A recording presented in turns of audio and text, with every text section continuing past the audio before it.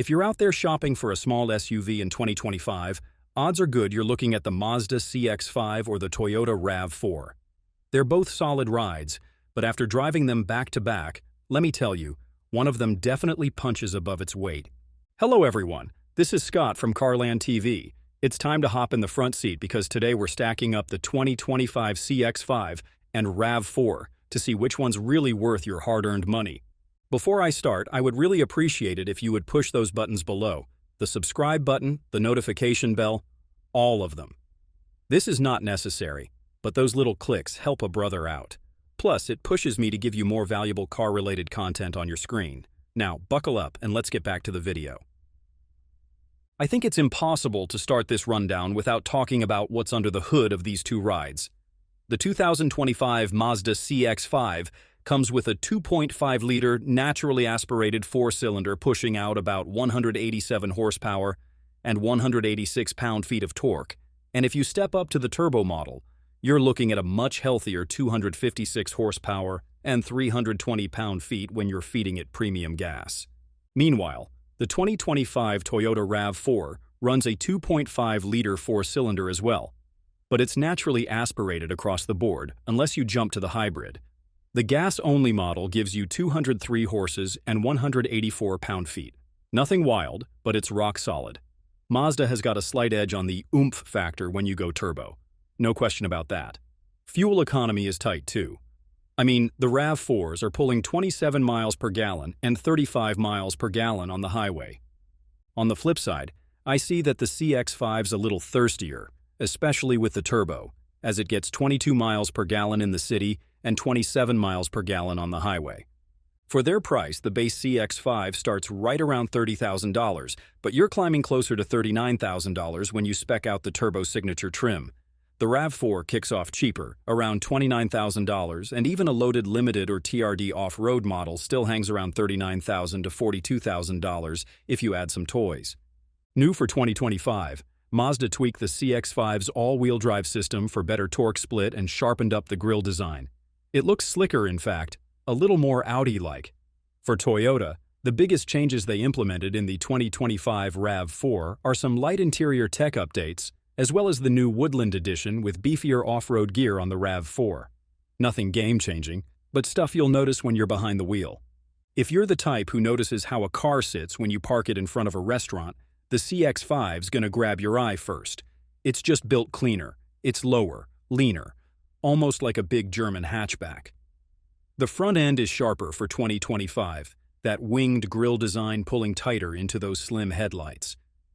Walk around it and it has this grown man vibe to it, like it belongs at a valet stand next to a BMW X3, but without giving you the $60,000 sticker shock. It's one of the few SUVs in this price range that actually looks a little upscale without trying too hard. Now, the RAV4 is a different story. It's chunkier, bolder, and it leans way heavier into that outdoorsy, let's hit the trails energy. Big wheel arches, higher ground clearance, and a stance that looks like it's flexing even when it's sitting still. The TRD off-road trims especially look ready to climb a mountain on a Tuesday afternoon. If you're pulling into a client meeting in a CX-5, you look polished. If you're meeting your buddies for a weekend camping trip, the RAV4's the one that makes you look like you live for adventure. It really just depends on what kind of image you're rolling with. Inside the CX-5, man, it feels like Mazda's punching two weight classes above its pay grade. You've got real leather, and not that vinyl stuff. Soft touch panels everywhere, tight stitching, and even the buttons and knobs feel clicky and solid like they actually spent time thinking about them. It's not the biggest cabin by all means. The back seat is a little tighter if you're hauling a full crew.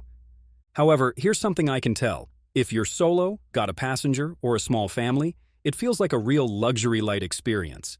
The screens are clean, the gauge cluster's simple, and Mazda's infotainment rotary dial setup, and once you get used to it, is actually pretty intuitive. Over in the RAV4, you're getting more space, especially in the back seat and cargo area. It's clear Toyota designed it with practicality first. Materials feel a little more rugged than plush, but that's not a bad thing depending on your lifestyle. I mean, you've got chunky knobs you can grab with gloves on, bigger cup holders, and a layout that's simple and durable. Tech-wise, the RAV4 has an edge with wireless Apple CarPlay, Android Auto on more trims, and the 2025 models are relying on a slightly bigger touchscreen across the board.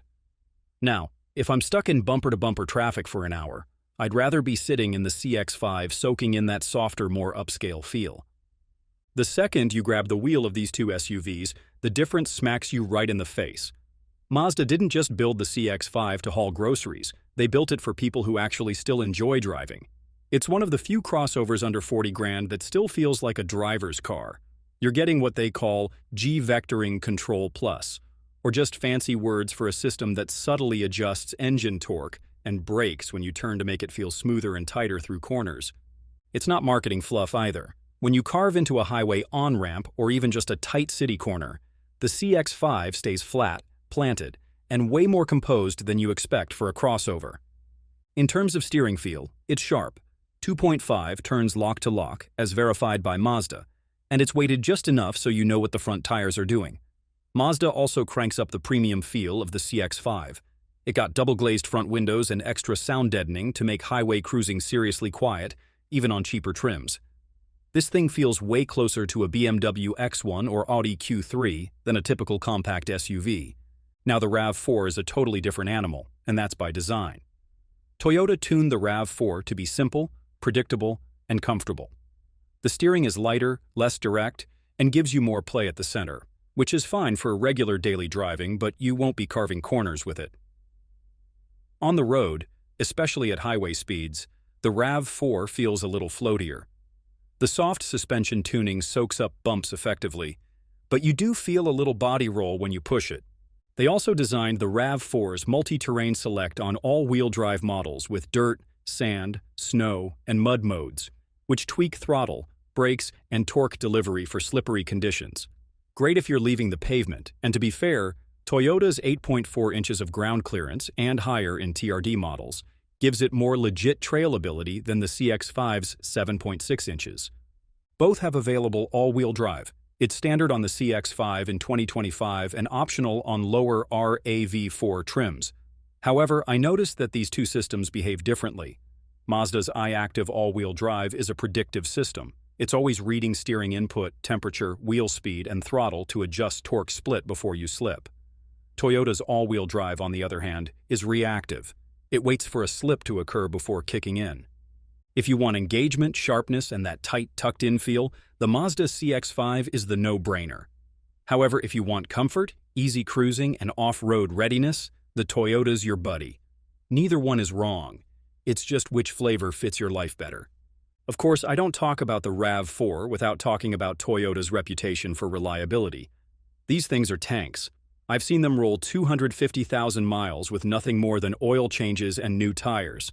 Maintenance costs stay low, parts are easy to get, and resale value is nuts. You can beat the crap out of a RAV4, and it will still pull good money on a trade-in 5, 6, 7 years down the road. Insurance has been usually a little cheaper too, just because it's such a well-known quantity. Mazda, to be fair, has really stepped up over the last 5 years.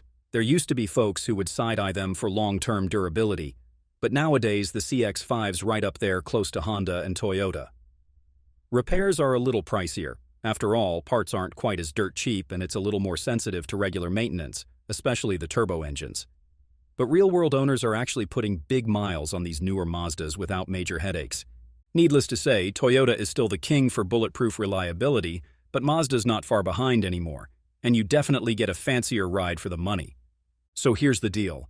If you're the kind of driver who leans towards style and sharp handling and just wants a crossover that feels special every time you climb in, the CX-5 is your guy.